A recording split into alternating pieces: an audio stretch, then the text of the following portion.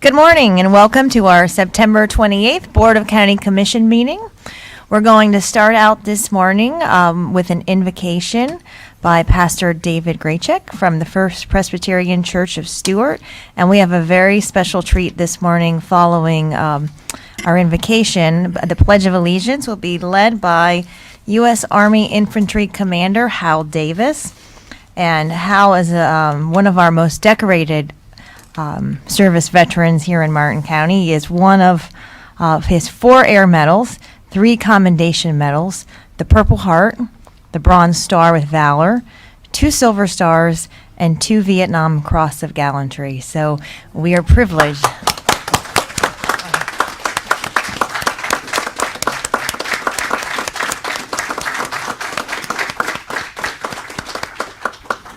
We're so glad you could join us this morning. So if Pastor Graycheck will join us this morning? No Pastor Graycheck? Then we'll start with a moment of silence this morning.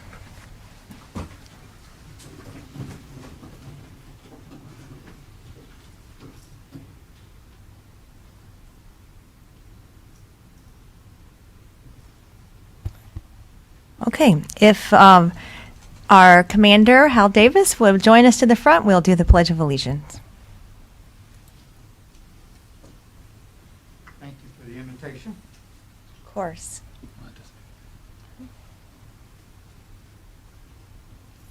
I pledge Allegiance to the flag of the United States of America and to the republic for which it stands, one nation, under God, indivisible, with liberty and justice for all. Thank you so much.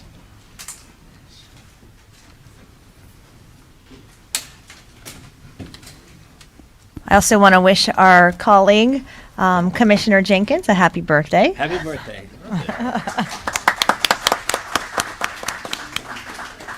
Thank you. You can thank your wife for putting that on social media this morning. Yes, you're trending.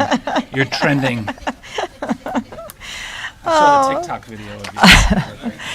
And we are going to, we have no additional items this morning and no consent agenda polls. Ms. Krista. Yes, ma'am. Just to let you know, Commissioner Hurd has had a family medical situation, so she will not be with us this morning.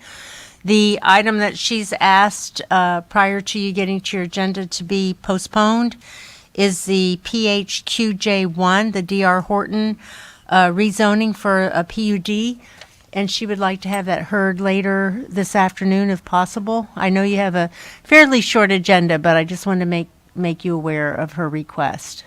Okay, we can certainly push that toward the end of the day, and if somebody would stay in contact with Commissioner Hurd so we know potentially when she'll be back. Yes, ma'am. Okay, with that, looking for a motion to approve the agenda. Madam Chair, I'd move approval of the agenda with the consent. Second. Okay, we have, yeah, yay, was that easy? Wait till they all vote and then say yay.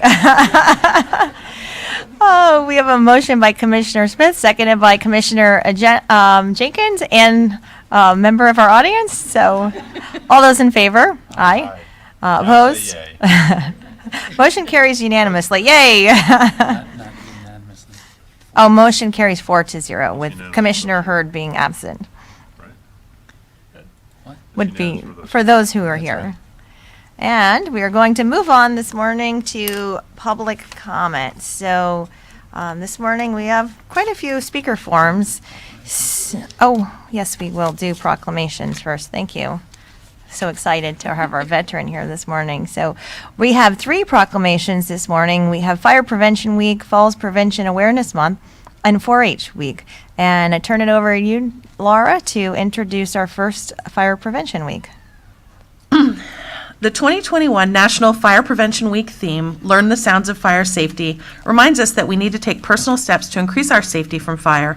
During Fire Prevention Week, October 3rd through the 9th, the board commends the men and women of Martin County Fire Rescue as they make extra efforts during this time to educate the public in fire prevention practices. And here to accept, we have Martin County Fire Marshal Chief Doug Collane, along with a lot of his folks. If you want to come up, Chief.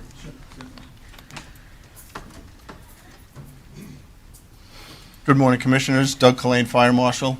Thank you very much for giving us this proclamation once again. This is, I think, my 12th year with Martin County. As you can see, we brought the group with us, and fortunately, their names are all written right here so I can remember everybody that's with us.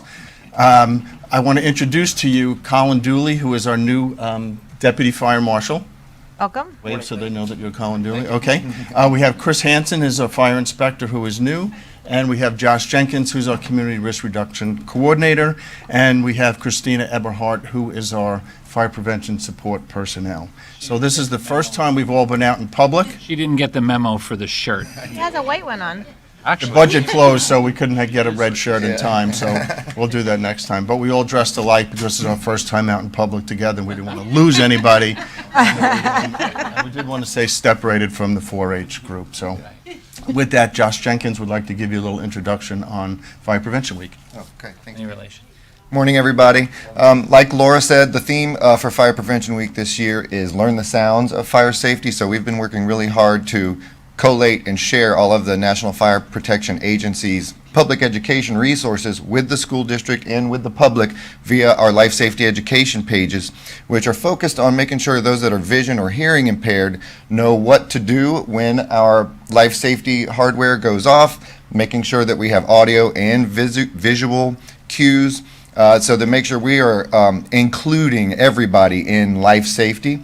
And it's a nice little note from history that the first proclamation week was in 22, but President Calvin Coolidge made the first official proclamation for Fire Protection Week as a national observance in 1924. And this is the longest running public health observance in the country, going at 96 years strong. So we're really proud that our county embraces that, and we're really proud to work with the commissioners and with the county to spread that word. And we do have lots of resources on our web pages for anybody that wants to search. They can just search fire prevention from the home page, and they will quickly find all of our resources that we can share. Thank you. Thank you.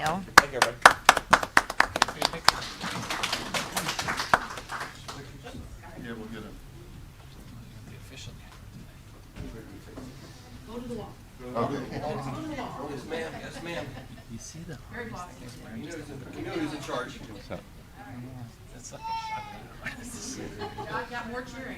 We're doing this by height. Josh, what other side?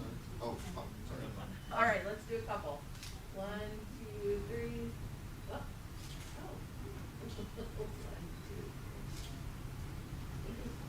Thank you, everybody.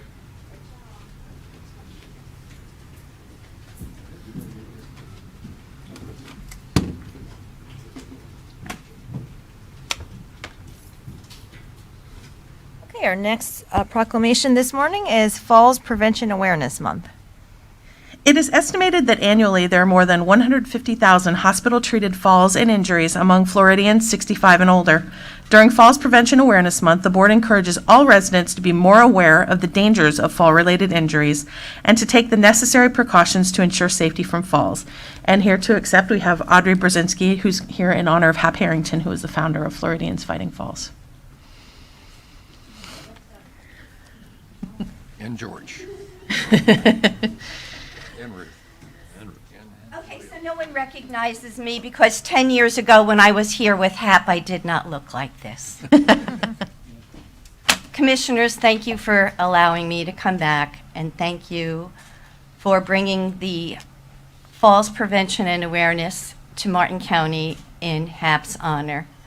Sometimes one man's dream gets passed along to many other people. And you met Hap when he was here, just starting us all fumbling with Floridians Fighting Falls. And you met Hap when you wheelchaired him through Washington, D.C. as his Quite a angel. day, actually. For those of you who know Hap, that was a long, fun day.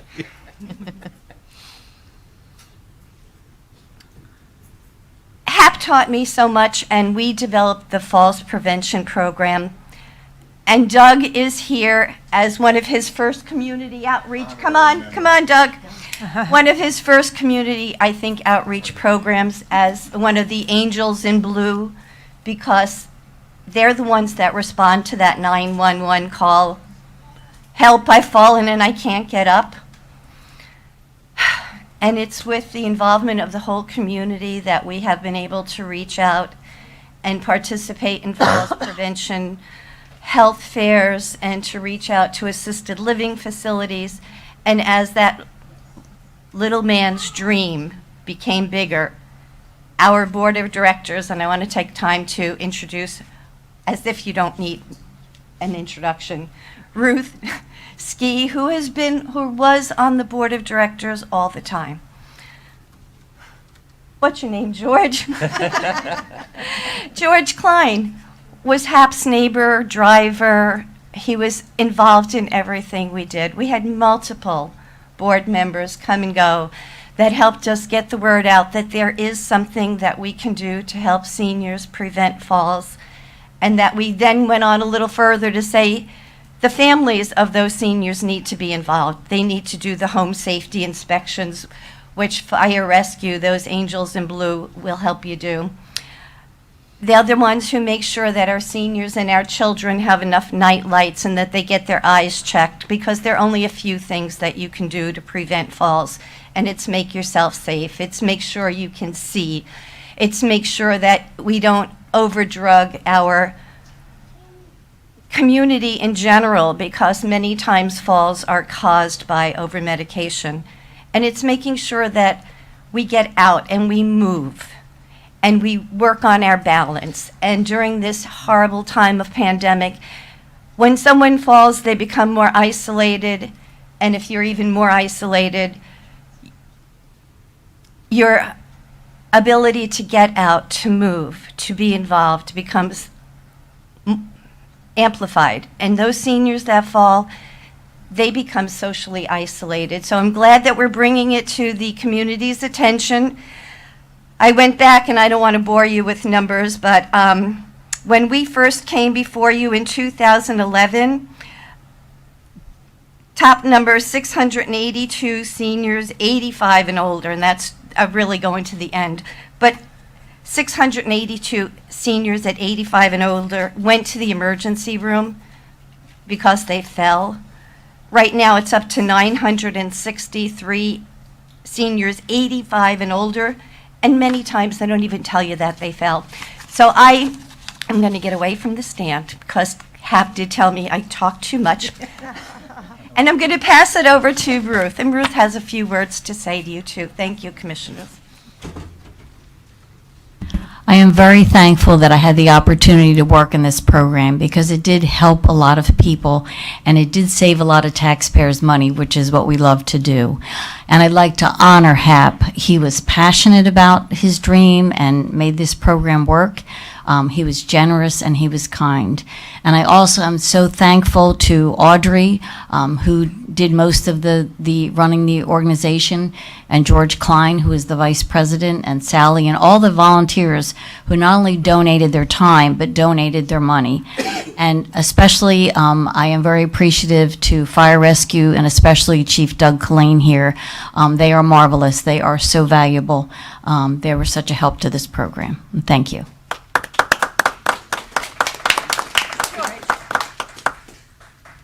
Good morning, Commissioners.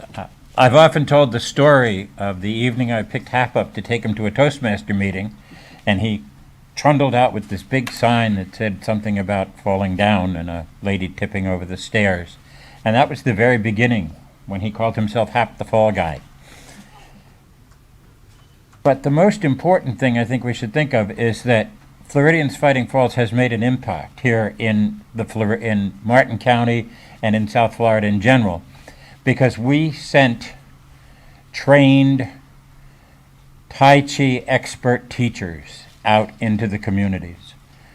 Floridians Fighting Falls raised the funding and brought into Florida from Oregon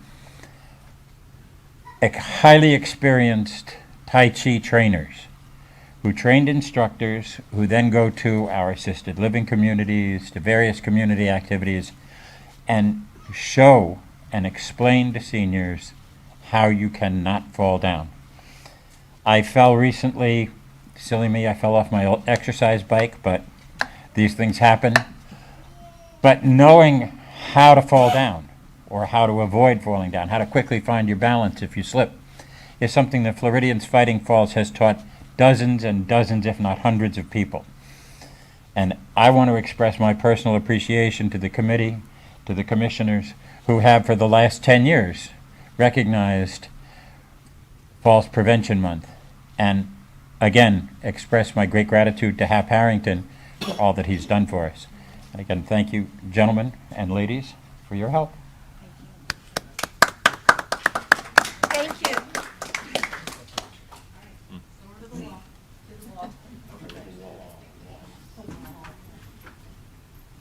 So like Pink Floyd.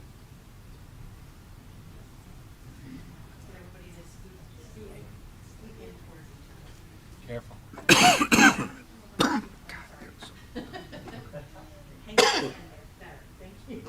Not so no, it's not.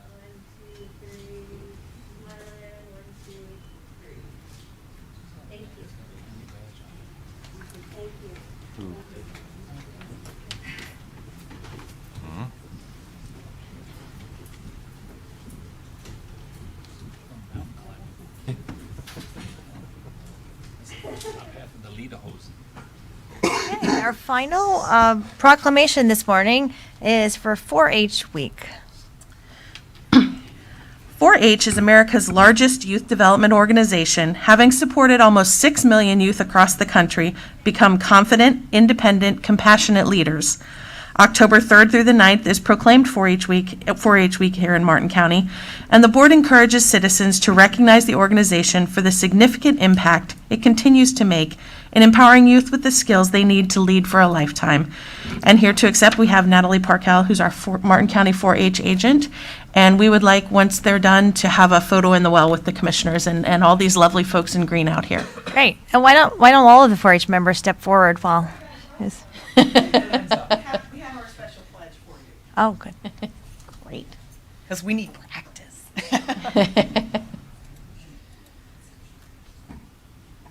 I was a member long time ago of 4-H, and I'm trying to remember the club. No, I don't. I doubt I will remember the pledge. I was too, and I don't remember any of that. Rough Riders. You guys can come on. Yeah. So they can see your beautiful green shirts. And All right. I pledge my My head to clear thinking, my heart to greater loyalty, my hands to larger service, and my health to better living, for my club, my community, my country, and my world.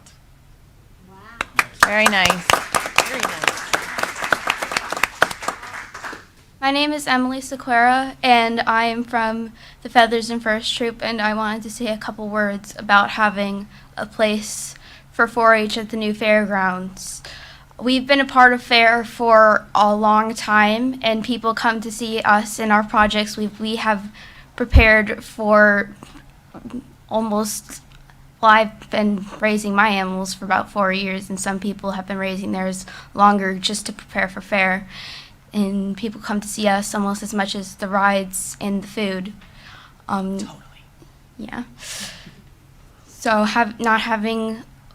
I'm afraid we won't have a place at fair to have our animals and be able to teach the public about our animals and about agriculture. And I want people to be able to come and to learn about agriculture and maybe say, hey, I want to do that. And then they can raise their own animals and maybe make their own crops and then make more produce for not only just our county or just our state, but maybe export it to the whole world to people who don't have enough food, or just become a farmer and join a great community of people who help produce and care for the environment and their animals. Right. Excellent. Excellent. Thanks, guys. Thank you very much for the opportunity to come before you today and receive the proclamation for National 4-H Week that starts next week. You may remember, of course, for those of you who are not familiar, we are in Martin County. The 4-H program is administered through the Cooperative Extension Service of the University of Florida, and we've been part of the fabric of the United States since 1909, so that's a good long history. We're very proud to honor that heritage. We operate in all 50 states, over 70 countries countries and 5 continents around the world.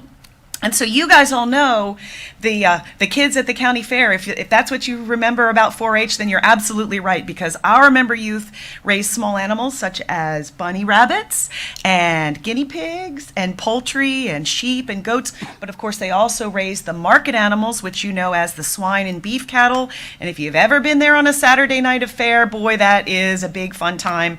And of course, those projects end up on the dinner tables of many of our community families. So these kids really do know where their food comes from and the hard work and dedication that it takes to make those projects a success. I just wanted to remind you as well that 4-H in Martin County last year had clubs and programs that offered things such as archery and fine arts and photography. We had a horticulture club that was 100% virtual, met during the COVID pandemic, and kids were growing tomatoes across 3 counties in the Southeast District. We had public speaking, citizenship and leadership programs, healthy living and nutrition, Spam Robotics, yay Spam, I got to give them a plug, even though they're not here today, they are working with us now. Gardening, and then this year, for the first time ever, we instituted a Junior Water Academy. You guys need all the help you can get about the water quality and stormwater runoff, the Indian River Lagoon, and other marine natural resources that we're trying desperately to protect. So all of this is possible because of 400 plus, this is just a really small amount we could get out of school, of the enrolled members. We have 2 paid staff, nearly 80 volunteers, and then of course dozens and dozens of partner organizations around the state. Excuse me, around, well, yeah, the state too, but in case you were wondering about the return on your investment, I would just ask you to consider that the U.S. News and World Report just recently ranked the University of Florida in the top 5 public universities in the entire United States. It's right in our backyard. So, boy, are we fortunate. Go Gators, that's right. So a report that they issued lets us know that the extension service, for every dollar that is invested in the cooperative extension, there is a $20 return on investment from those dollars invested in programs just like 4-H. So we thank you for your trust, and we certainly recognize these kids for 4-H week. If you're around on Saturday and driving past the fairgrounds, you're going to find us out there all over the place. We're having an animal encounters for a family fun day. We've got a touch a tractor and a truck. We've got archery targets going to be set up. You can drive a robot with your Spam friends. There are arts and crafts, and I am told that there is a catapult that we are going to be pumpkin chunking on Saturday. Oh, wow. Is that this Saturday? Yes. At the So Martin we're County gonna fling- Fairgrounds? At what time, Natalie? We go from 10 until 2. So and Wonderful. A And little something to eat too. So thank you for making the best get better. And as you can see, we give our head, our heart, and our hands and our health to everything we do. Wonderful. Natalie, Commissioner Smith has a comment. Yes. So Natalie, I didn't know this before, but in 4-H in Martin County, are there different organizations different clubs throughout the county? Oh, yes, sir. Yes, Could we you have just- clubs for in those that Indiantown. don't We know have clubs that? in Jensen Beach. There are 18 clubs total. Our newest clubs, one is called the Canine Avengers. We have a dog club now, and Junior Master Gardeners in Stewart, in the East Stewart neighborhood. And then we have school programs, after-school programs with the Parks and Rec Department. It's even beyond our community clubs, which our kids are representing today. Well, that was something years ago I never understood. I always thought there was like one, but there's chapters all over Martin County. So if you lived in Jensen, you wouldn't necessarily have to belong to a chapter in Indiantown or. Do not. You do not. And that is solely on the back of our community volunteers, the wonderful parents in green that support. They're either passionate about, it could be, as I mentioned, the dog club is just a couple of ladies that came together because they do American Kennel Club shows and they're really interested in getting kids involved. So they do activities surrounding dogs. And so the project is the vehicle by which we provide the experiential education and that project that the kids get to culminate into one big wonderful thing. Usually at the fair, but there are lots of other projects out there. Thank you so much. Great. Awesome. Thank you, guys. Thank you. Now we're going to get a picture taken. Oh, up in here. Oh, this is even fancier. And any parents that want to take pictures, you're welcome. Come on, club leaders, you're in this to win it. Come on. You don't want your mom to come? What? Oh, good. No, I'm not sure. Good these things we're going to be after all that gator chomping. Oh, no. She's an FSU fan. Oh, well, we can't. Well, we got it. But they're really doing good on the field. You got to give them credit. I don't know. On the field. Did you hear that? He had the same hairdo as you. I think that was back in the 70s. He just wished he had you. Everybody smile. Can't wait. Let's bring the little ones forward a little bit. Oh, yeah. I'll slip in there. Do you want to come in here? Yeah. Yes. There you go. There we go. Can you see the little one? Yes. Can you go that way? Go that way. Come on over here, center. Here you go. Right in here. Come on over here, bud. Perfect. See? The herding instincts take over, don't they? All right, everybody smile for all your paparazzi. Smile. Nice school. Nice. Yay! Everybody got pictures? Good. Thank you for your Congratulations, support. guys. Thank you so much, madam. We really appreciate it. Really nice job, too. Yeah. It was wonderful. Absolutely. That was off the cuff, too. Yeah, that's great. Our natural leader. Good job. Good job. Yeah, good job. I'm gonna be a lawyer. I like to. We got a job for you. Sit right here. Thanks, guys. Great job. Good job. She said, I want to be a lawyer.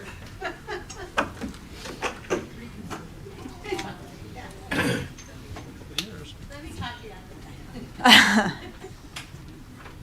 Okay, that completes our proclamations this morning. The great group of individuals, and we are going to move on to public comment.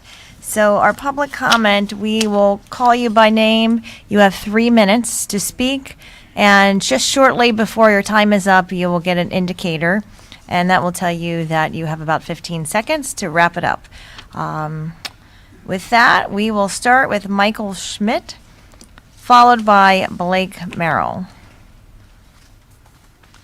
Oh, Blake Merrill wants to speak on departmental number 2.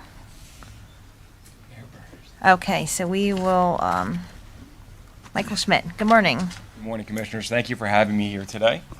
Commissioner Jenkins, good to see you again, and happy birthday. Pull that mic up a little bit. You're tall. There you go. How does that sound? Better. Perfect. So I'm speaking on behalf and support of Camo Farms today. For the past 25 years, Airburners have manufactured fireboxes out of Palm City, Florida. Shipped the machines all over the world. These are air pollution control devices that are designed to be the cleanest way to provide an end solution for unwanted wood waste. On site. 15 years ago, Airburners partnered with EPA, and through the CRADA agreement, which is a cooperative research and development agreement, EPA and Airburners tested our machines all over the United States and all over the world. These tests proved the technology to be the cleanest way to provide an end solution for any unwanted wood waste, compared to grinding and hauling, compared to composting, and compared to open burning. In California, Airburners has over 100 fireboxes throughout the state, including Cal Fire, Cal Parks, etc. In addition, San Joaquin Air Quality Pollution Control District and other air quality districts have classified our machines as the BACT. That stands for the Best Available Control Technology.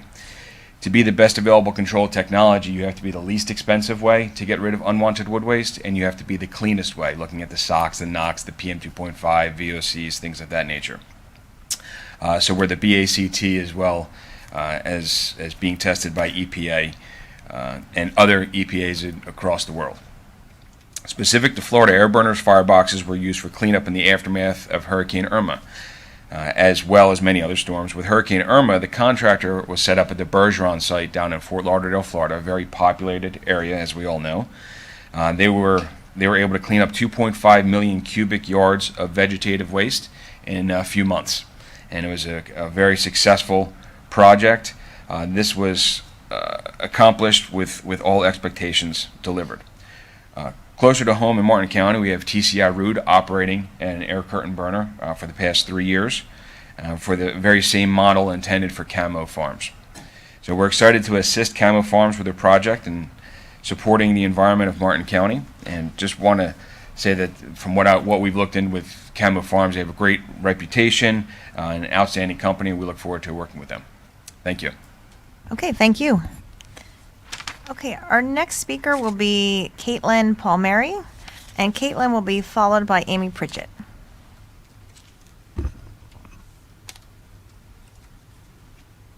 Good morning. I'm Caitlin Palmieri. I'm a mom of a Hope Sound Elementary student. I'm just going to read an email that I wrote you all already because sometimes I think the real person's face makes a difference. I also have some other friends who are parents in Martin County School District who thought that tonight at 5 o'clock was the right time to come and show up, and I'll try and figure out if that's right or not. But this was my letter.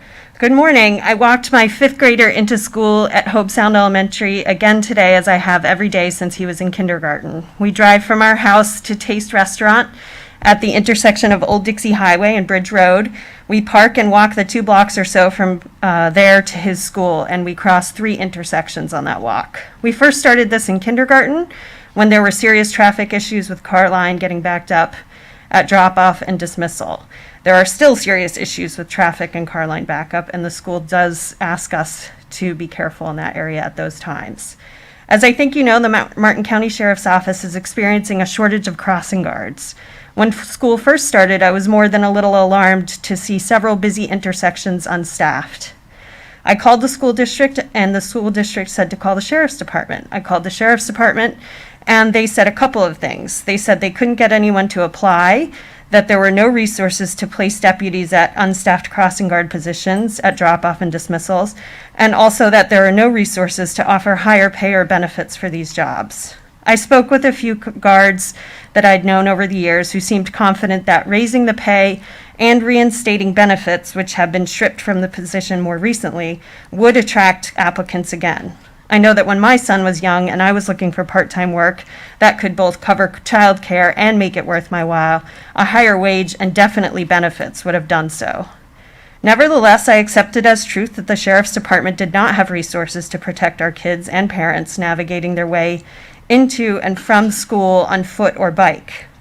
We say we want calm, walkable, bikeable communities. We know that this attracts small businesses and creates attractive communities for home buyers, but perhaps the Sheriff's Office just can't afford that right now. Completely understandable. I was more than disturbed, however, by the purchase and party celebrating a brand new $5 million cutting-edge military-grade helicopter, paid for cash, not granted or funded by any outside source, while making claims of short resources for school kids. Last Thursday, as you know, a 10-year-old was struck and killed on her way into school walking to her bus. Is that it? 15 seconds. Okay. So I hope that we don't wait for a tragedy like that here in Martin County. I think that the Sheriff's Department seems to be open to, raising the pay and offer, and hoping for your help with that. Thank you very much. And just to clarify, public comment, you can speak at the beginning of the day for your fellow parents and the end of the day as well, the end of the meeting. It typically not necessarily is 5 o'clock at the end of the meeting.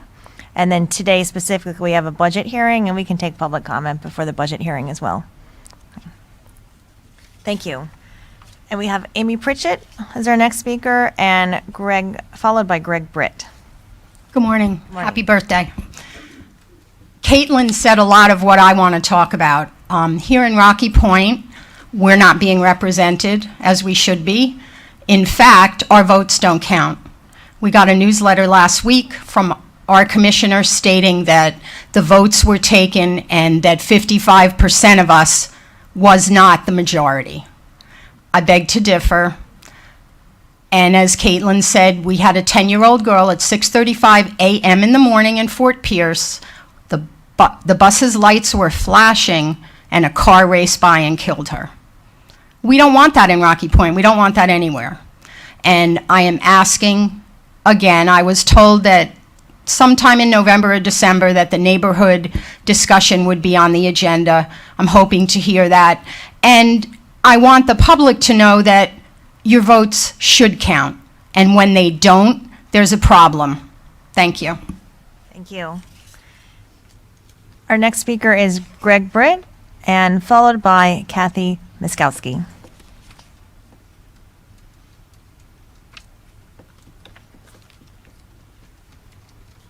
Good morning.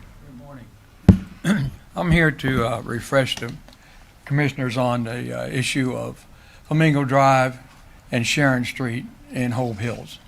I live at 13167 Flamingo Drive.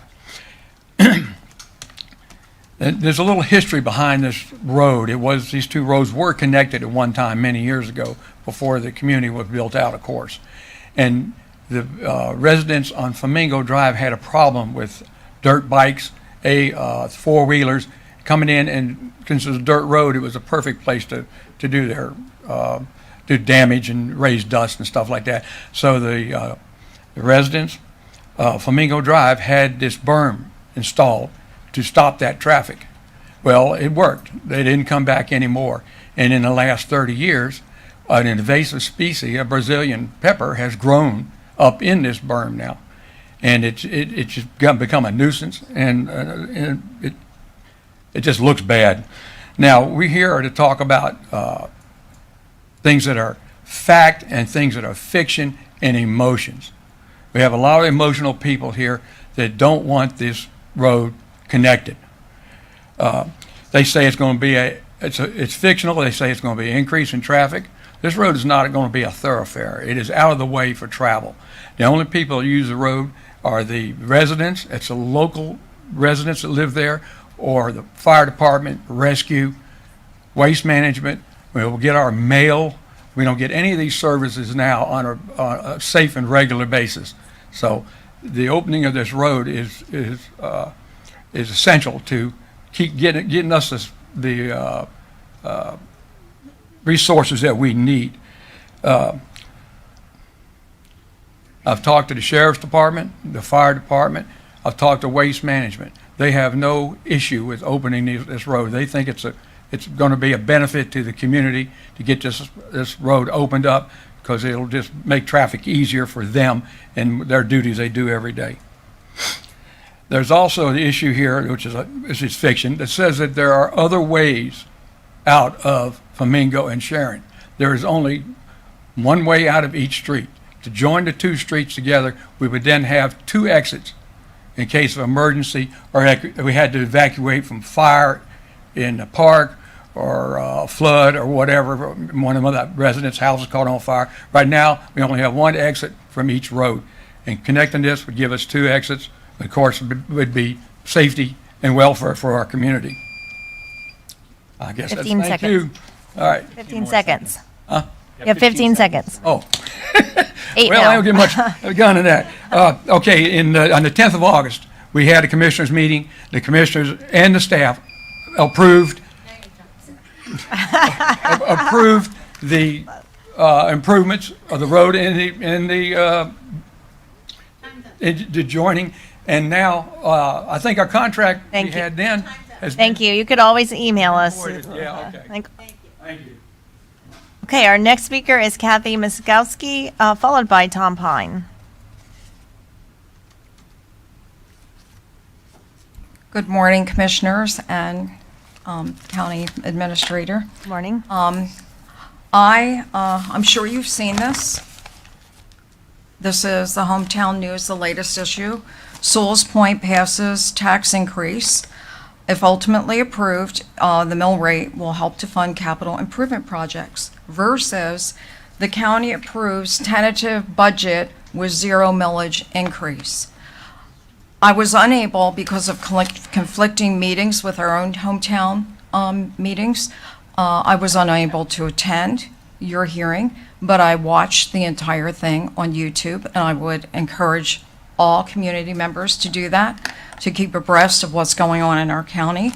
But it was wonderful to see certain commissioners take the bull by the horns and actually really zero in and figure out what could be taken off, dropped off, shaved off to bring that millage down.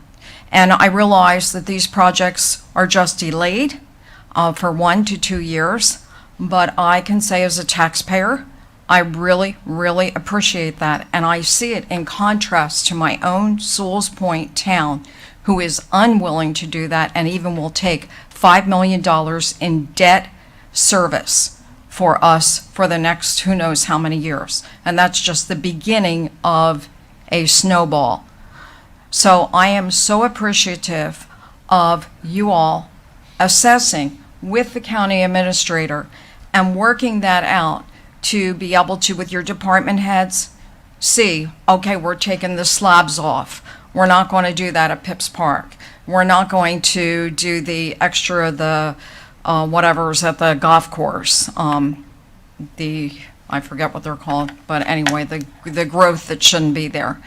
And it just is so meaningful, and I wonderful that you didn't take the stand that you dependent on your financial people to tell you, and you just bought into it.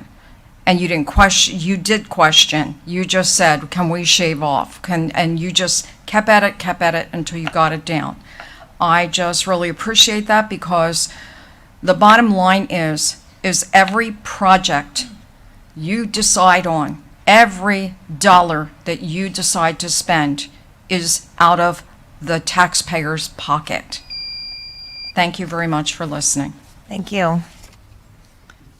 Okay, our next speaker is Tom Pine, and Tom will be followed by Aaron Larica.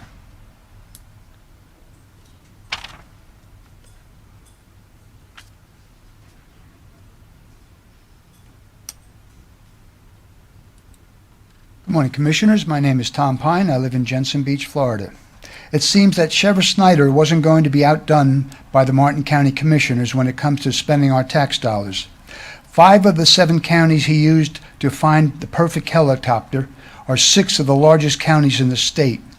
The smallest of those 5 counties has over 800,000 more residents than does Martin County to help pay for that special helicopter. Sheriff Snyder mentioned 2 main reasons for the helicopter. One was safety of Martin County residents. Since safety is the main reason, I would have urged him to listen to Martin County taxpayers when they're making these decisions. Several years after being elected sheriff,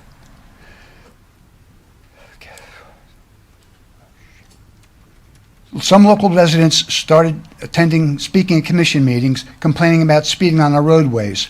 Today, it's often the main topic during public comment.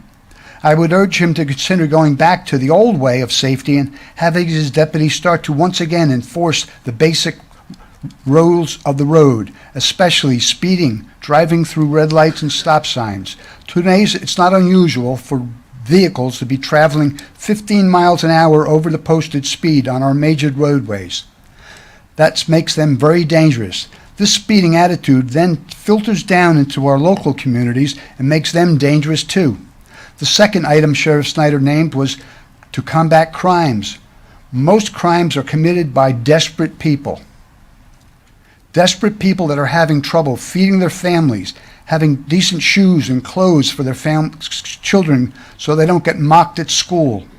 Desperate people worried about eviction. Martin County doesn't have any shelters, at least not yet, so it's the car or the woods.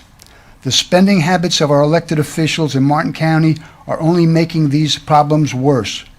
Over the next decade, Martin County will have homeless populations similar to that of Palm Beach County, created by their out-of-control spending of our tax dollars.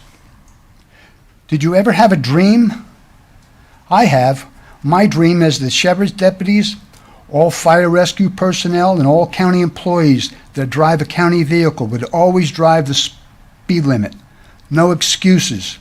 Of course, there would be exceptions for emergency vehicles en route to emergencies with their lights flashing. The reason is simple. The best way to teach anybody anything is by example. In just a relatively short time, Martin County would be the safest county in the state. Also, I realized this would never happen because it would take everybody from the top on down to be on board. And that's too many egos in a government that ever happen. But I can still dream. Time's up. Thank you. Thank you. Our next speaker is Aaron Larica. And the remaining public comment forms I have are for departmental number 2. If you'd like to speak after Aaron during public comment, then you can go ahead and fill out a form, and I'll be ready on deck. Go ahead. Good morning. Thank you for hearing me today. I'm going to continue and surf the traffic wave that's been popular this morning. In regards to Rocky Point, yes, the survey went out and a newsletter went out from our district representative that is misleading the constituents. The overall support was to change the speed limits, whether that's to 30 or 25, that's a separate question. The point is that we are not being represented and the constituents in Rocky Point are being misled. Back in 2013, Lieutenant Mokum openly admitted that there was a speeding problem within Rocky Point when there was a public neighborhood meeting, which our commissioner was present for. So I'm beginning to wonder if there's a separate agenda there. It's now 2021. Why are we still working on this issue? Why has it not been rectified yet? Thank you. Thank you, Erin. So, Rick, would you like to speak during public comment, general, or departmental number 2? Now, okay, you have that general public comment. Go ahead, come to the front. I have your speaker form, it just says departmental number 2. I have also for departmental number 2, Scott Wilson and Blake Merrill. If you would rather speak general public comment, you can do that as well. Good morning. Good morning. Good morning. Good morning, commissioners. Happy birthday, Harold. What is it, 49? I'm here this morning to talk about Camo Farms and Scott Wilson. They're applying to do our yard waste pickup. I've been to the site that they're going to use. I've also checked Taryn's report on the different counties that they're working with. The other counties are all on board. They've done a really good job, and I would appreciate your support for them. Thank you. Thank you. Okay, does anybody else wish to speak during general public comment? Okay, seeing none, we're going to move on to commissioner comment. Commissioner Jenkins. So I have a few items that I'm spending district funds on. $3,000 we've allocated for our Bridge Road ribbon cutting, which we don't have an exact date, but we're trying to do after our season. You know, Hope Sound is rather seasonal, so when everybody gets back, maybe late November. That's $3,000. $384 for the Hope Sound Nature Center to use to rent the Hope Sound Civic Center for a family-oriented creep creature feature. The event will be held Saturday, October 30th from 6:30 to 8:30 at the Hope Sound Civic Center. Since the rodeo we've now established is actually in my district, yeah, I am dedicating $5,000 of my funds to help support that. Also, $2,000, I know this is a lot, but this has been building for a while. $2,000 for promotion materials and shuttle transportation for a job fair at the Doc Myers Park. Oh, and I do have the date of that. I just don't have it at the top of my head. It's November something. I'll get back to you on that. Show up every day. Yeah. This is a joint venture between the Banner Lake Club and a number of not-for-profits that we have in Hope Sound. So we're trying to get that off the ground, and I'll have further details on that at a future meeting. And that's it. Thank you. Great. Excellent. Commissioner Smith. Thank you, Madam Chair. Two individuals that I think are worth, one certainly that was mentioned this morning, but worth re-mentioning. Hap Harrington, for those of you who knew Hap, really was a fabulous individual. He was a mainstay at the Hope Sound Chamber breakfasts and meetings on all occasions. I had the privilege of taking Hap to D.C. on an honor flight, and I got to say, out of the 15 or so that I went on, Hap by far was the most colorful, the most fun. Hap had a story for every single thing you could conceivably think about. And he was just an absolute amazing individual. And the interesting part about our World War II veterans, and probably all of our veterans, but the World War II ones that we've taken to D.C. is that, you know, that part of their life was a few years of probably awfulness and terribleness that you could probably never imagine. But they all went on after that to have multiple careers and multiple different experiences in life. And by the time we got around to doing honor flights, Hap was probably in his, early or late 80s, early 90s. And most of our World War II veterans that we've taken are in that age group. And so when you talk to them, World War II is a slice of time in their life. This period that was very significant and certainly changed the world. But they spent more time honestly talking about their careers and what they had done in their community and what they had been part of. And Hap was just, my God, he was fascinating. The things that he was involved in, the things that he did. And you're focused on honor flight, but there's this whole other thing going on that they wanted to talk about. And so Hap was a joy. He was just really a piece of work and a lot of fun, and really miss him. And I'm glad he was brought up this morning, because we should never forget folks like Hap. This past weekend, another World War II veteran. I had the privilege of joining a whole bunch of folks out at the airport. There is an organization that goes around the country, and is doing sort of like an honor flight thing, but they're taking veterans up in a biplane, up in a Stearman, and taking them on about a 20-30 minute flight. And Walter Alessi was the veteran that was being honored this weekend, and he's 98 years old. And so I don't know how many 98-year-olds you all know, but generally speaking, they don't get around really well. But Walter was like perfectly clear of mind. I mean, this is typical of World War II veterans and all veterans. I mean, they really are the amazing generation. And he was perfectly clear. He knew exactly everything that was going on. It was 90 so degrees. He was sitting in an old Chevy Model A convertible, waiting for the steerman to show up to take him up on his ride. So it was hot, He talked to everybody that wanted to talk to him and say hello and good morning and all that kind of stuff. And then came the time to put him like up in the Stearman. So I don't know if you all know what a Stearman looks like, but it's a biplane. It was a trainer in World War II that most aviators trained in. And, if you're 19 or 20, it's probably fairly easy to hop up on the wing and climb into the seat, But Walter's 98 years old, And so the two folks that were involved in the flight, they were really good. I think they said this past summer they've done 600 flights, and there's 6 planes that fly around the country that do this all over. And so they had this really methodical way of getting Walter like up on these steps. So he climbed up 3 steps on a little ladder, which got him halfway up the fuselage of the airplane. Then they got him to get his feet up on the wing, and there was this black sticky rough area where for grip. And Walter's taking these inch by inch steps, and then they the pilot guy leans him against his shoulder, kind of braces him, and he's kind of like lifting him up. And you've got to go, I'm not kidding, a space of about this high from the wing to the edge of the cockpit, where you got to slide him in and get a 98-year-old, not a 98-year-old inside this thing.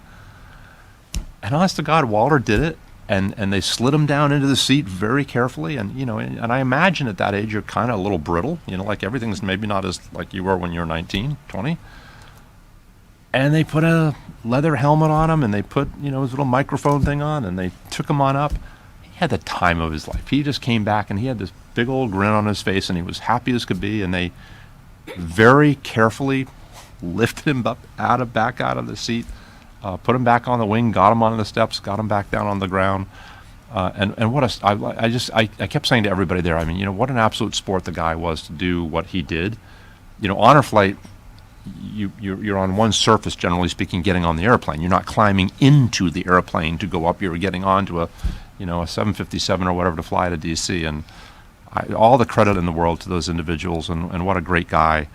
And congratulations on his day that he had so much fun doing. That's what I got for the morning. Thank you. Great. And on that note, too, I have tried twice now to go on honor flight. Once was They're starting back up, So I will be on that flight on November 6th, where they'll be resuming. So I can't wait to. I will not spoil it for you if you don't know all the details, but No. it is an amazing day. Can I add one more thing? I did the training too, where I was in tears. Okay, well, that's And then good. COVID The happened, The so, tiers yeah. part is good. Just the two little parameters that are the most amazing. So you leave your house probably at about 4:30, 5 o'clock in the morning to get to Palm Beach Airport. And I mean, to get with the veterans down there. And you don't get back until 9. One of the things you will experience is a lot of the guardians will take naps on the way home on the airplane. The veterans don't sleep the entire day. They are amazing.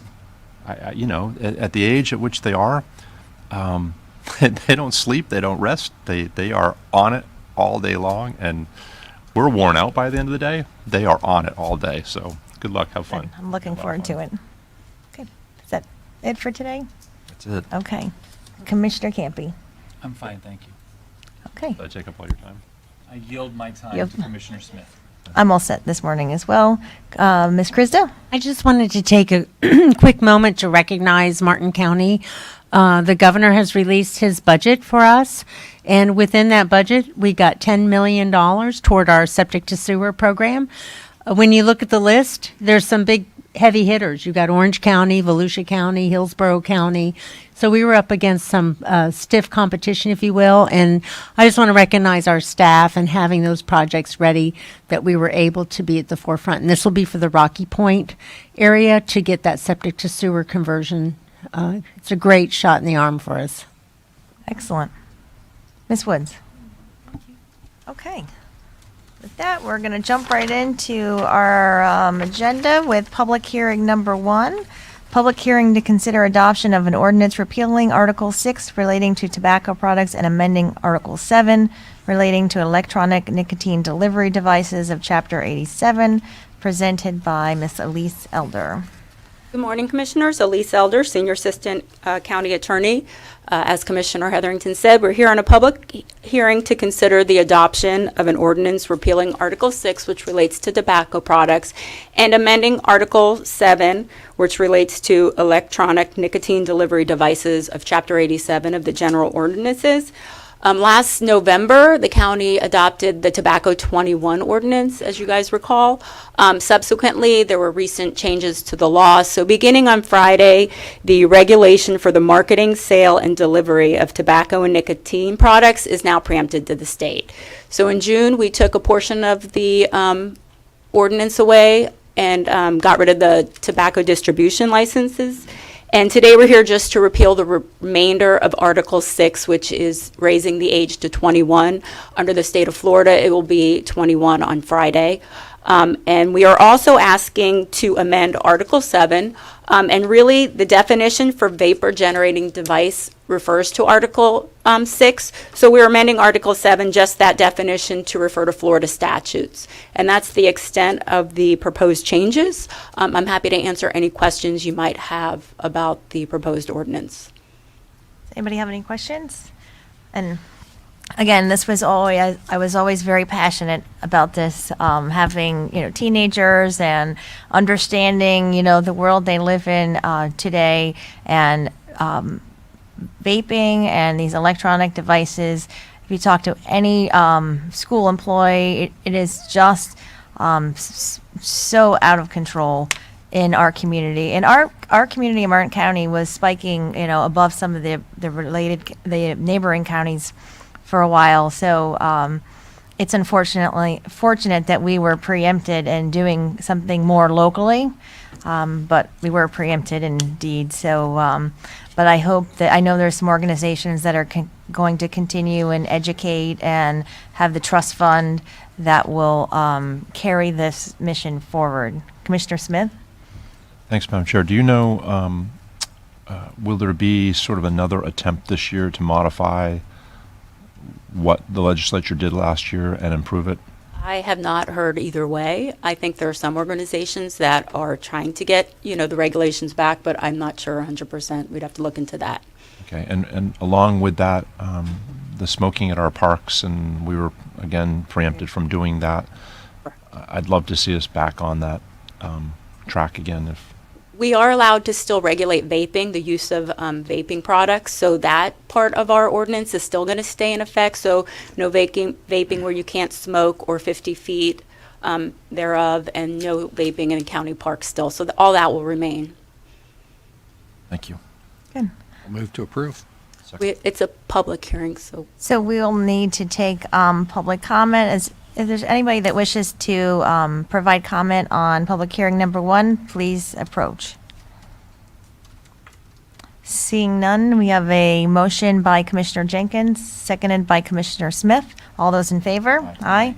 Motion carries 4-0 with Commissioner Hurd absent. Thank you. Okay, thank you. And our next public hearing is public hearing quasi judicial number 1. Oh, wait, hold on. We were actually going to move that one to the end of the day. We have departmental quasi judicial number 1, Pulte Group, requests final site plan approval for phase 1 of the High Point PUD project, presented by Pete Walden. Morning, it is quasi judicial. Good morning. Hold on, just let me read. Okay, ex parte, or any, Commissioner Jenkins, do you have ex parte to disclose? I don't think so, but if I do, they've been filed. Commissioner Smith? I do in their file. Commissioner Campy? If I have any, they've been filed. If any, mine have been filed. And do we have any return receipts and your work history to submit? Well, yes, I do have my work history submitted along with the copy of the agenda, and no return receipts were required. Okay. Leela, could you please swear in the witnesses? Please raise your right hands. Do you swear or affirm that the evidence you're about to give will be the truth, the whole truth, and nothing but the truth? Is everybody that's providing testimony, did they stand and being sworn? Okay. Layla, could you, everyone that is providing testimony, He did. then please stand and be sworn in. Okay. Do you swear or affirm that the evidence you're about to give is the truth, the whole truth, and nothing but the truth?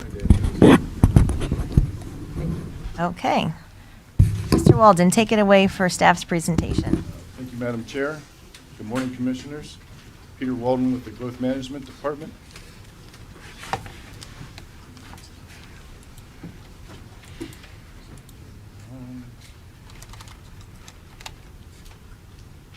That's the next one, huh?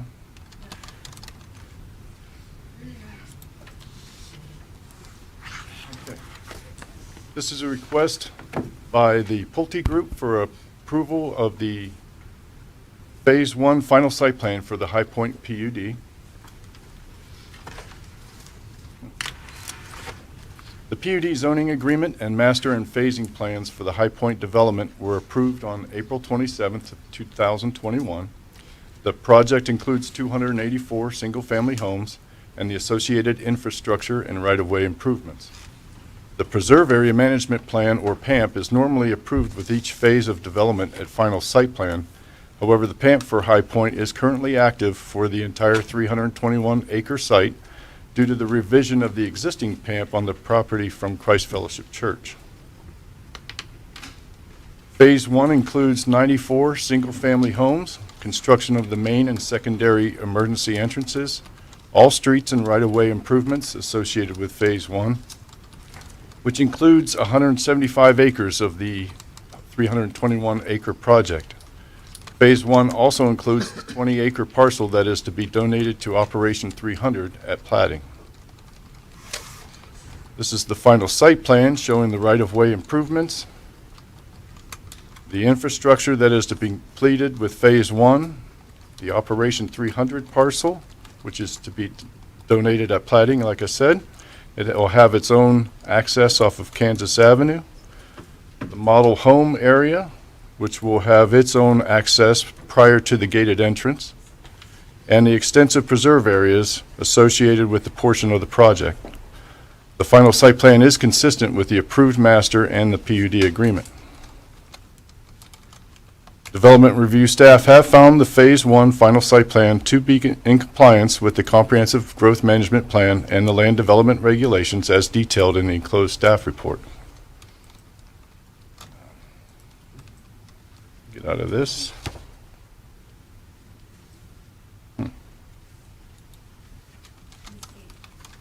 Okay. As soon as I find escape. Yeah. Not seeing an avenue here. There we go. With that, staff recommends that the board move to receive and file the agenda item and its attachments, including the staff report as Exhibit 1, and move that the board approve the PUD final site plan for Phase 1 of the High Point PUD. That concludes my presentation. Be glad to answer any questions. Does anybody have questions for staff? Okay, does the applicant have a presentation? Madam Chair, good morning. For Morning. the record, Daniel Sorrow with the applicant representing Pulte Corporation, the developer. Staff did a great presentation. We've enjoyed working with your staff over the last year, getting the technical components of the Phase 1 site plan in a condition that staff is recommending approval. I do have a presentation, but it's pretty straightforward.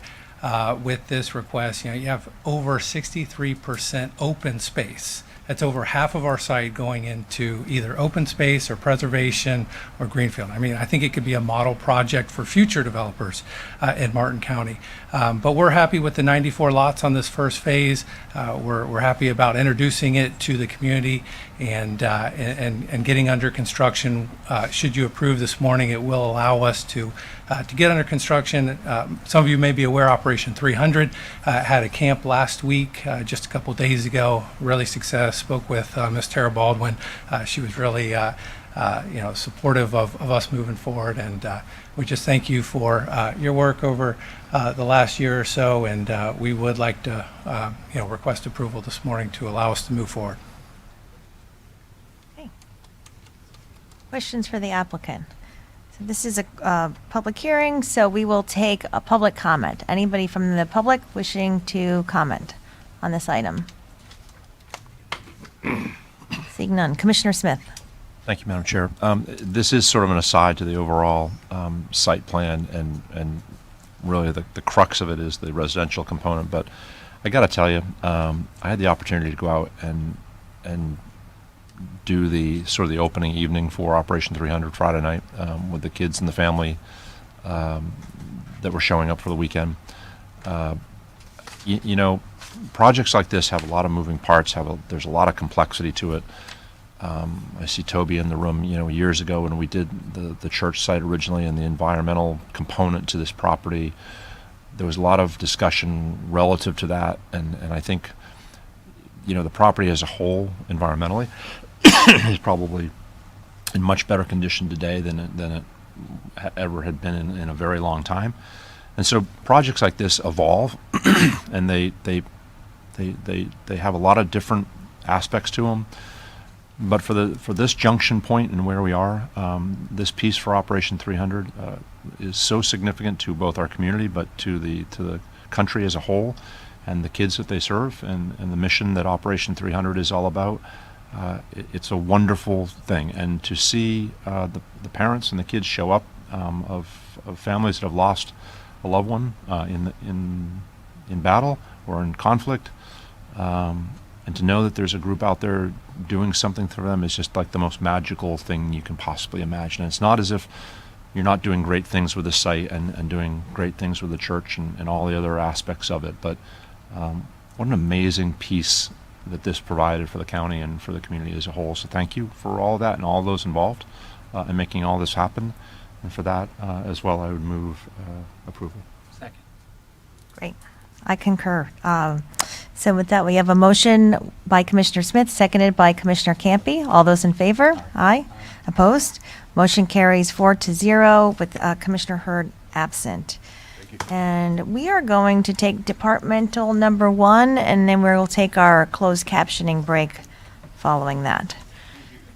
Departmental number 1, Office of Management and Budget items, which require board approval, and that will be presented by Jennifer Manning. Good morning, Commissioners. Jennifer Manning, OMB Director.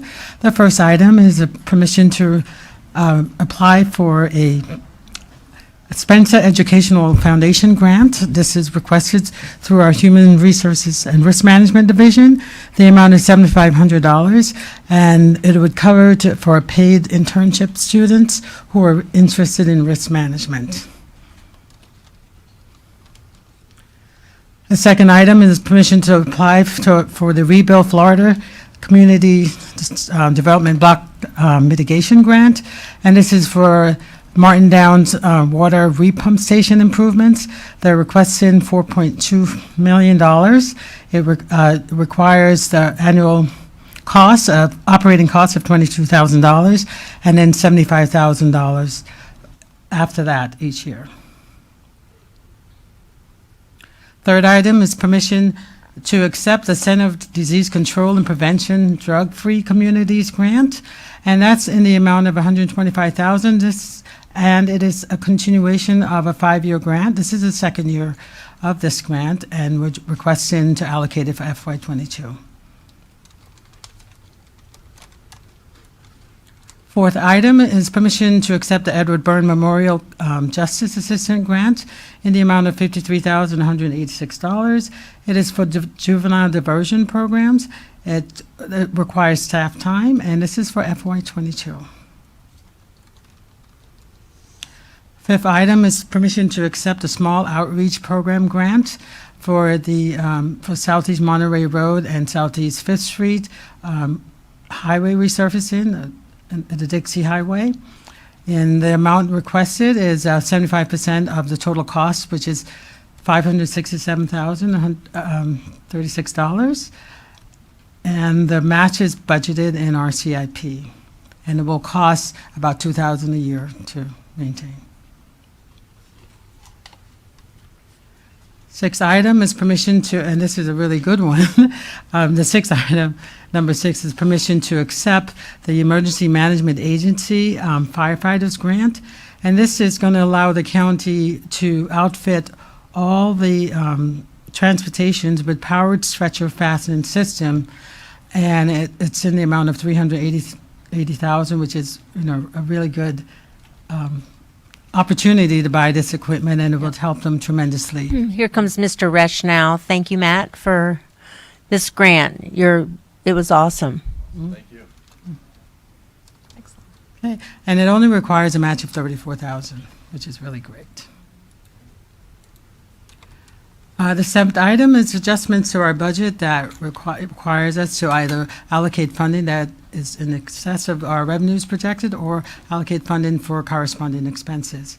So the first one is requesting a resolution approval and for Sail for Splash, and they actually they had a really good year, and they collected $555,000 more than projected, and so we're allocating some of the funds to the operational expense, but the remaining goes into their reserves. Nice. The second item is a request for an additional $50,000 in anticipated revenues, so we're requesting a resolution for that part, and then we're requesting money out of that same court facilities fund for operational costs. So that's also a positive light. And the final item is a budget resolution to recognize unanticipated revenues collected in the Fire Rescue Fund. Again, this is a great deal for Matt Fresh. He's glowing today, I see the stars on his face, but anyway. So this is a PEMT grant, which is a Public Emergency Medical Transportation Grant, and he was able to collect an additional $150,000 for that.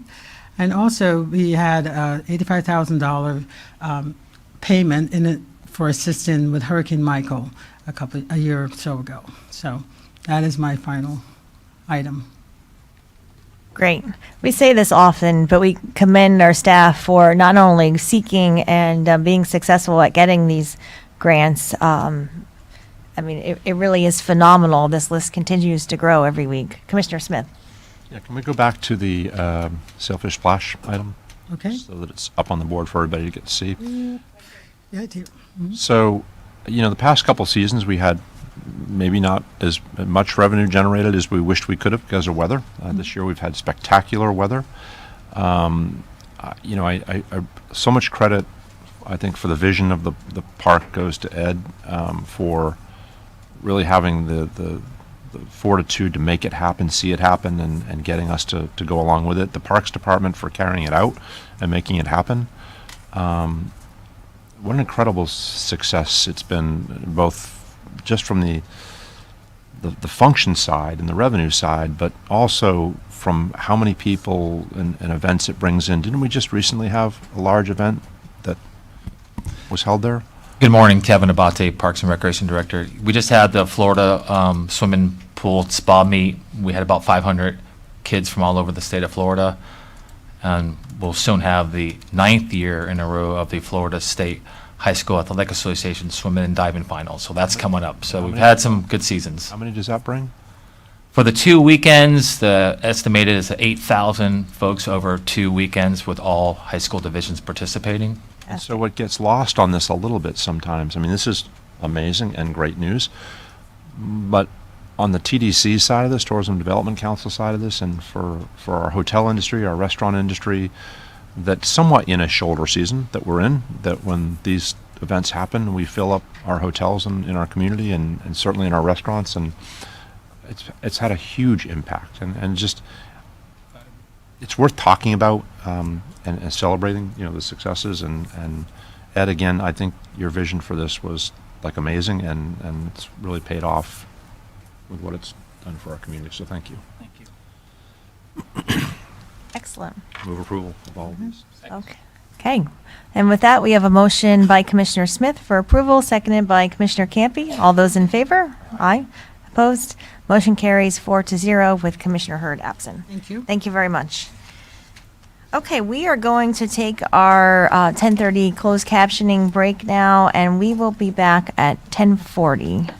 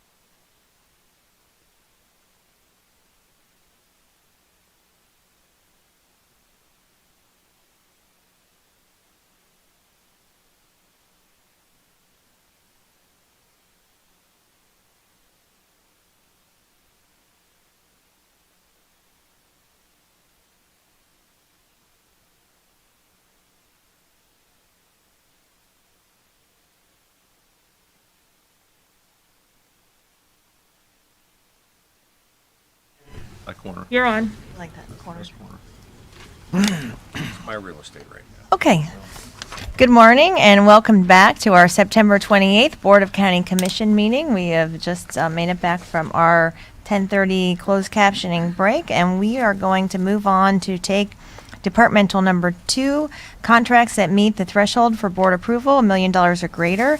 That will be presented by Christy Brotherton. And just on a admin note, I'm going to separate number 1 from number 2 because I will be recusing myself from number 1. It's a contract awarded to via sealed low bid to Ferrera Construction, for which I am a employee of. I have filed my Form 8B, and I will recuse myself from that one.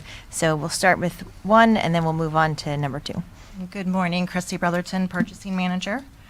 The first item for your consideration today is our Phipps Park renovations Phase 2 rebid project. Staff is recommending that the board award the contract to the lowest responsive and responsible bidder, which is Ferrera Construction Southern Division, in the amount of $3,271,794.75. Staff is recommending that the board approve the CIP revision to reflect the bid award and move that the board authorize the county administrator or designee to execute any and all documents related to this request. Move approval. Second. Okay, we have a motion by Commissioner Smith, seconded by Commissioner Campy. All those in favor? Aye. So motion carries 3-0 with Commissioner Hurd absent and Commissioner Heatherington recusing herself, just abstaining. Okay, and departmental number 2.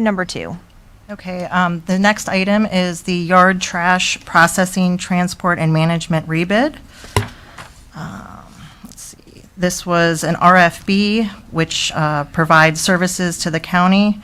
The contractor will transport the yard trash from the site, which is our transfer station out in Palm City, to an off-site location where the yard trash will be chipped, ground, and otherwise processed and used for a beneficial purpose. This agreement provides that the county shall pay the approved rate for each ton of yard trash that is removed from the site based on the outbound weights measured at the county scale house. For this bid, the county received 2 bids, one being from Camo Farms Incorporated in the amount of $17.39 a ton, and the next one from Interstate Recycling of Florida at $20 per ton. I'd like to note their local vendor preference did not apply, as the difference between these 2 bids was approximately 14%.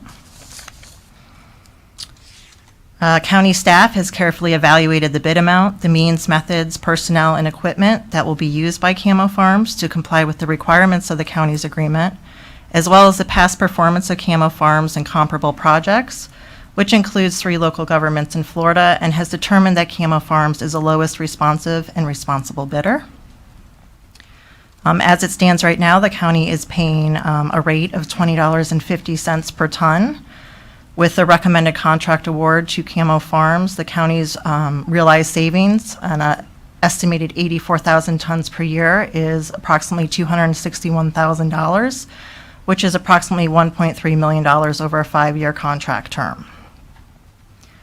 Staff is recommending that the board award the contract to the lowest responsive and responsible bidder, Camo Farms Incorporated, at a cost of $17.39 per ton, and move that the board authorize the chair to execute the agreement and lease for yard trash processing services. And last, we have the Martin Downs Generator Storage Barn contract. A budget transfer in the amount of $500,000 is needed for this project from the sanitary sewer lining CIP to the emergency generator storage building CIP to fund the bid award. Staff is recommending that the board award the contract to the lowest responsive and responsible bidder, which is Aaron's Enterprises, in the amount of $924,234. 2, move that the board approve a budget transfer of $500,000 from the sanitary sewer lining CIP project to the emergency generator storage building CIP project.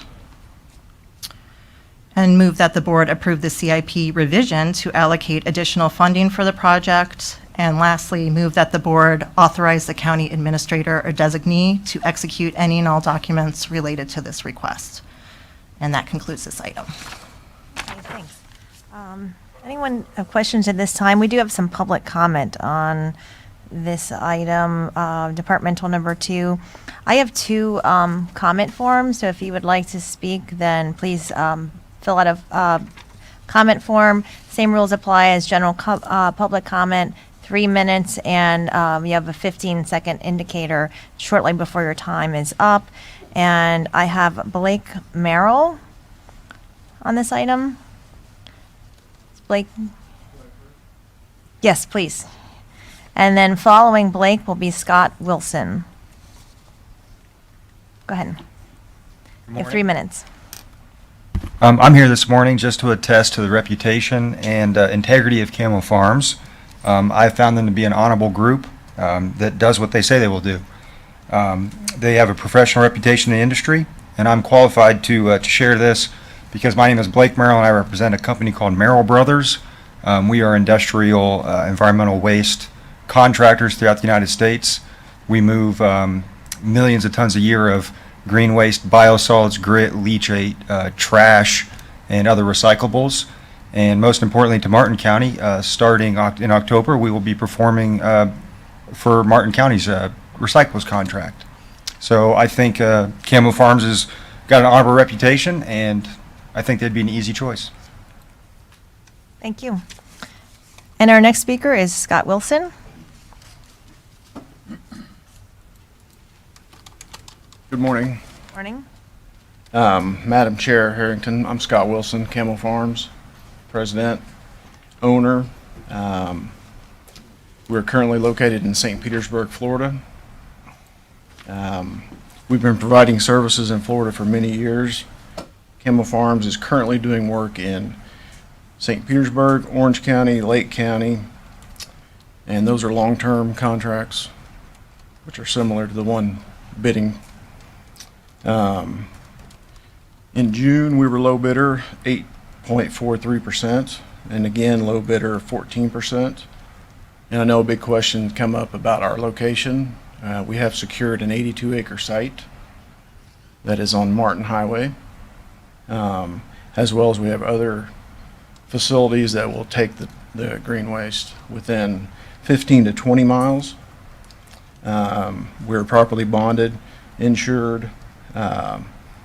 We plan to staff with locals. We will send a manager here as well as myself. Will oversee the project. Can you speak up just a little bit? Okay. I personally plan to move to Martin County at some point. Maybe not right off the bat, but at some point I will. I will personally manage the project. And we'll work with local agricultural specialists to help us transition the green waste into usable products for the farmers and the local ag industry. And we're committed to the environment and the community in Martin County. So that's all I have. Thank you. Thank you. Our next public comment is John, I believe it's Dodger? DeJagger, sorry. Mr. Dick Jagger. Jagger, there you go. Welcome. Good morning, ladies and gentlemen of the board. Thank you for your time and consideration. My name is John DeJagger, and I'm here on behalf of Interstate Recycling. As you may be aware, Interstate Recycling is the incumbent contractor for the current vegetative waste disposal contract with Martin County. As was omitted during the agenda or the opening of this, our client has issued a formal bid protest as well as a subsequent appeal regarding RFB 2021-3340. Both of those have been subsequently denied.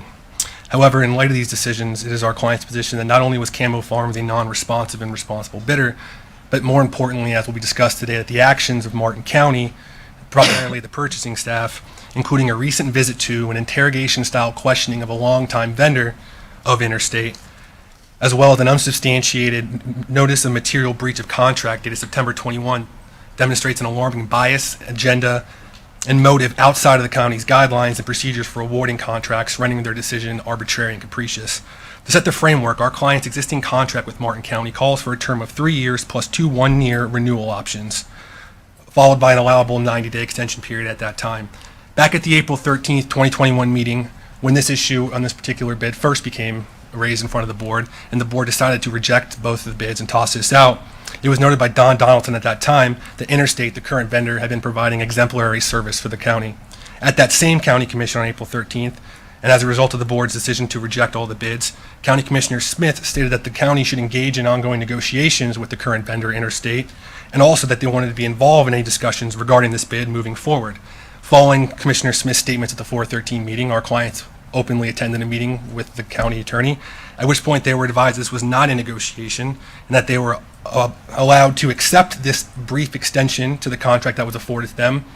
Otherwise, it was understood that they needed to decline this exception so they could carry on with their business. Essentially, our clients were strong-armed into signing 2 smaller extension periods that are in direct violation with their existing contract with the county. We know that this early violation and the subsequent actions by the county staff demonstrate and lay the groundwork for a bias against Interstate that we contend has existed throughout the entire bidding process and subsequent protests and appeal. As noted in the letter that we provided to you this morning, shortly after filing our appeal pursuant to the Martin County Purchasing Guidelines, members of the Martin County Purchasing staff went out to and interrogated a longtime vendor of Interstate, Mike's Organic Topsoil, regarding its current business operations and finances. Further, at that point, which our client views as tortious interference with an ongoing relationship. Further, the letter stated that the county was notified by the Florida Department of Environmental Protection that Interstate was dumping vegetative waste at a non-approved location that was burning the material, and as a result, they were in material breach of the contract. The county staff, however, failed to provide any evidence substantiating the claim that Interstate was in material breach, which our client flatly denies. The letters provided by the county, one was dated September 17th by Mike's Organic Topsoil, noting that he was no longer accepting material from our client effective immediately, only after members of the county staff went out and interrogated him. As a result, we show that there's no coincidence that the timing of these actions are occurring now after our client I'm has going to give you 30 seconds. after our client has submitted their bid protest. We feel that these actions are in direct retaliation to our client having issued a legitimate bid protest under the guidelines of the Martin County Purchasing Manual. Further, we show that these actions view the lens in which not only our appeal has been viewed, but our initial bid protest. We were denied our right to a legitimate extension at the onset back at the April 13th hearing and the subsequent negotiations. And through this entire process, we feel that the county has been using its broad discretion or wide discretion for a predetermined decision, which is to award the contract to an out-of-state vendor, Camo Farms. As a result, we request that this county board deny or reject the recommendation of the county staff and instead award the contract to Interstate. And alternatively, if they don't feel they have enough information to make a Okay. decision on this date, to provide us with the extension that we were originally afforded under the existing term of our contract, which is a minimum of 1 year. Thank you for your time and consideration. Thank you. Okay. With that, is there anybody else wishing to provide public comment on this departmental number 2? Okay, comes back to the board.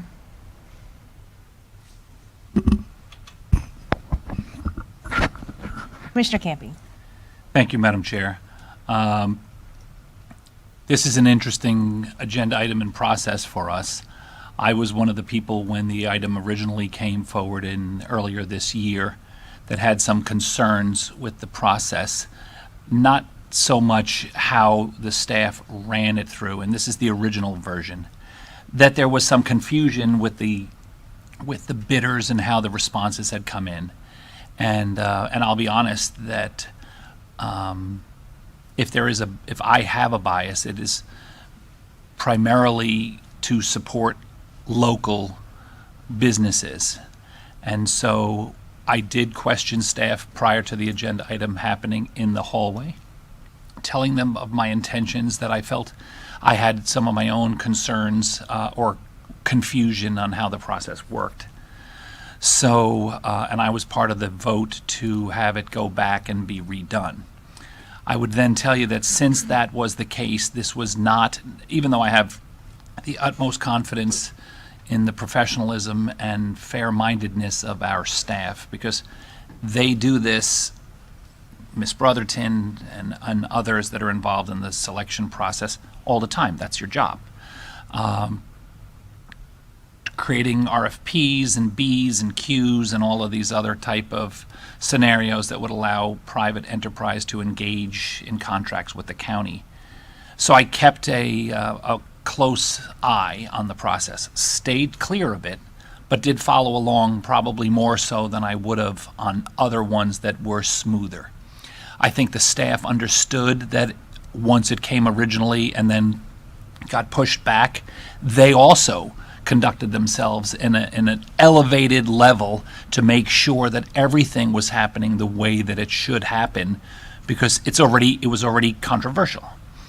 I followed along where I was allowed to in hearing about how the process was going. I'm aware of some of what the attorney had mentioned about bid protests and appeals, and the process is not unique to this particular agenda item. That is the process. Some of it is our procedures here locally. Some of it is based, I'm sure, on state statutes, and to make sure that the process is as fair, and as transparent as possible. And I would tell you that although, like I said, it's always my intention to try as hard as I can to support our local homegrown businesses, there is a compelling financial case here that I cannot ignore on behalf of taxpayers. We see the difference. What I feel that I hope to have offered the local bidder at the time, and anybody else that was going to participate, it ended up just being two, but had it been others, was an opportunity for a reset, to have a second bite at the apple, if you will, to create a more compelling proposal. Understanding once the bids were all open originally, everyone that was playing cards had to show them. There was an opportunity for anyone to have an opportunity to be more competitive. And our local bidders, with a local preference, had an even lower bar to climb over, because had they got, Ms. Brotherton, what's the percentage that would trigger a local preference? 5%. 5%. So even if they were in that realm, they would have had an advantage that others from out of the county would not have had. So I'd like to always support locals. However, I think the process was fair. And if people still feel that it's not fair, there are legal remedies they can take above and beyond what happened internally, which of course is their option. And secondly, to me, when you look at this is not similar to other contracts, because this service is relatively cut and dry. It's a transportation of product which is not varied. It's a very specific medium that we're asking to be transported. So it's not like, well, there's a lot of, nuances to this contract that we would have to use more of our own personal, I would at least, my own personal discretion to decide, similar, if you will, to how I decided on the waste management contract that had a lot of service, wrinkles to it, that this, I think, is much more cut and dry. No pun intended. And so with that, I think that staff, in my opinion, has followed more carefully and made it a fair process, and the results are what they are. I would have, obviously been pleased if a local homegrown person got it, but under these set of circumstances, I think I would make a motion to accept staff's recommendation. Thank you, Madam Chair. Second that. Thank you. Okay, we have a motion by Commissioner Campy, seconded by Commissioner Jenkins. All those in favor? Aye. Opposed? Motion carries 4-0 with Commissioner Hurd absent. Thank you. Was that just for two? No, that was for the whole agenda item. Okay, except for one. Right. We separated only number one. Thank you. Okay. Okay, thank you. So that brings us, we have one item remaining, and Commissioner Hurd, who is absent this morning, for a personal matter, will be back this afternoon and would like to participate in public hearing quasi judicial number 1, D.R. Horton. So with that in mind, in our budget hearing at 5 p.m., we're going to take that item at 4:30 p.m. And then that should give her an opportunity, the most opportunity, to be present for that item. And then we'll take the budget regular hearing at 5:05 p.m. Commissioner Smith. And I can certainly do it after that item. Do you want to can we do commissioner comments now for the end of the day, or do you want to do them after the? Sure, I'll take commissioner comments now. And if you think of something like times and dates of events, then we'll take those again. So why don't you do that first? So with that, Commissioner Jenkins. I don't have an exact time, but that will follow later. But that job fair at Doc Myers Park will be happening Saturday, November 13th. So further details to follow. Cool. Commissioner Smith. Two things. Harold, I was thinking when you were telling us earlier about your ribbon cutting for Bridge Road, and you can do, obviously you can do it whenever you want, but what about the Christmas parade? What about doing it at the Christmas parade? You'll have a huge audience. You'll have like an enormous audience. Mm-hmm. Just a thought. I mean, I was just thinking of, that's coming up shortly, right? That's in early December? Yeah. It's actually not a bad idea.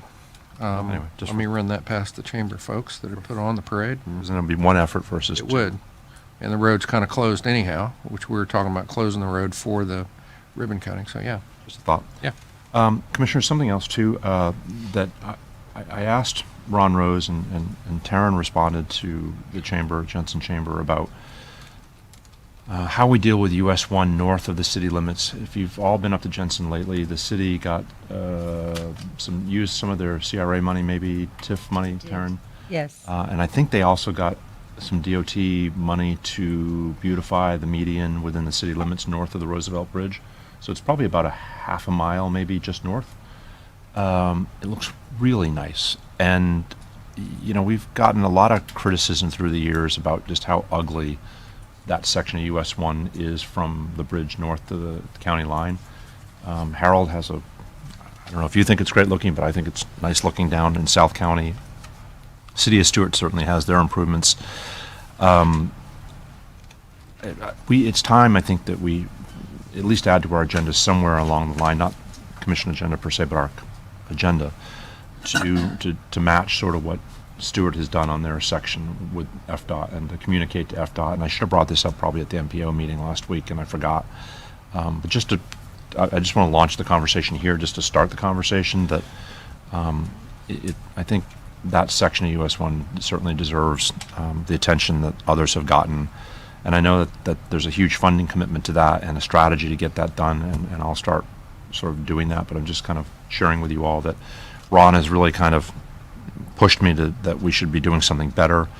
And at the very least case, and Kathy in my office communicates with FDOT's maintenance department up in Fort Pierce on a regular basis, but cleaning it just alone would be nice on a regular basis. Like right now, they'll go out and spray the weeds, and then the weeds die and it's brown, it looks awful. And then at every light section, there are these huge cigarette butt piles that build up. It just looks awful. I mean, these are our entranceways into our community. We had an item a couple months ago about landscaping our entranceways and what that ought to look like. And so I'm just raising it as a conversation, just so you all know that somewhere along the line, I'd like to get that built into our conversation and agenda, certainly with FDOT, to maybe take much better care of that, and then maybe expand that also, if for nothing else, the cleaning side of Jensen Beach Boulevard. It's tired, and it's always kind of nasty looking, and it should be better. We should be better than that, and prouder of that. I've asked for staff to also look into the railroad crossing in downtown Jensen. And they're going to be repaving all of that intersection when they do the dual tracking through the roundabout. So the elevations are going to change a little bit. The orientation of the track is going to change a little bit. But so will the striping. And we have an individual that comments on our striping on a regular basis. And in some of our areas, he's very accurate in terms of our striping needing work, and so I've talked to staff about trying to get that striping done. But it's just general housekeeping that I think some of our roads really need some better attention than they're getting. So that's it.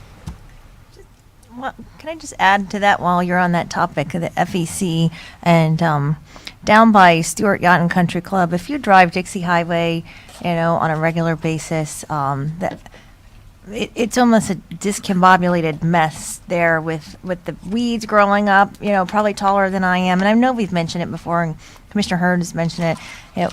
We really need to reach out to FEC and see if they could do a better job maintaining that. We will. Okay. Yeah, because that right away is right up to the curb, I think. It is, and it just looks terrible. So, and then at our MPO meeting, we discussed, that landscaping project, which I know the four of us are on that committee. But we've got a $1.6 million DOT project coming for Canner Highway landscaping.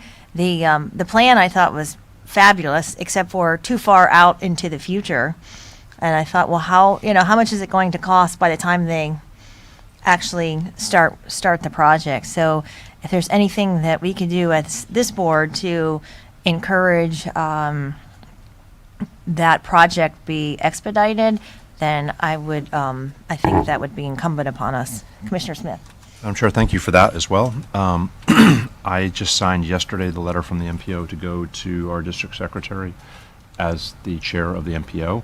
I think it would be great if we could sort of mimic that letter from the chair of the county commission to send to the secretary as well, urging the same sort of timeline consideration that we accelerate that. So I would move that we we ask staff to draft a letter for your signature to go to the district secretary to expedite the timeline.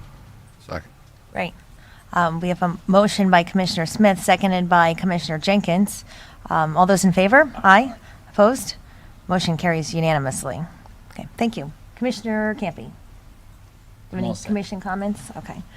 And, okay. So with that, we are going to recess until 4:30 p.m. 4:30 p.m. we will reconvene and take departmental quasi-judicial number 1, and then 5:05 we will resume our budget public hearing. And with that, we are recessed.